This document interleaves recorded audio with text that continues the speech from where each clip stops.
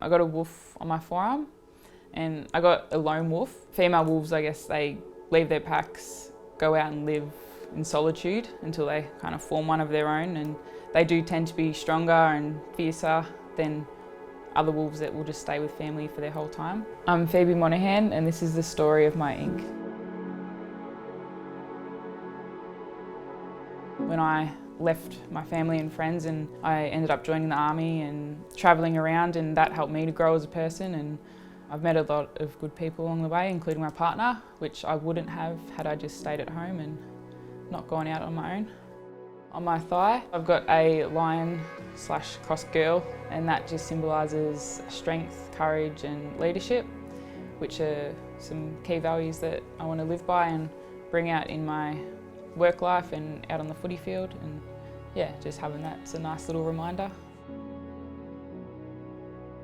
Female power, that's what it's kind of all about these days, and I think it is a theme that I do have, and in my workplace it's very male dominated, so it's good to see strong women and be one of those strong women and show that you can do certain things. And same with AFLW, like that's up and coming, and no, it's not the same level as the men's, and it won't be for a little while, but it's getting there, and it's great to be someone, you know, that little girls can look up to and say, oh, I want to do that one day.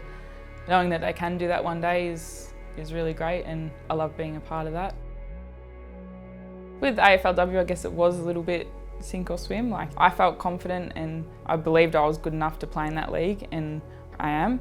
It's just a matter of, you know, being persistent and fighting to be better and I guess thrive in that environment. I do throw myself into the deep end with things, like joining the army and pursuing a career in AFLW, and I guess that's just a little reminder to keep swimming in those opportunities and not just give in to failure and sink.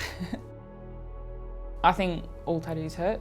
Like, I don't enjoy getting them, but when I'm getting them done, I'm like, oh, why do I do this to myself? And then as soon as it's done, I'm thinking about getting another one. So I don't know, it's addictive, but I don't like sitting for them, that's for sure.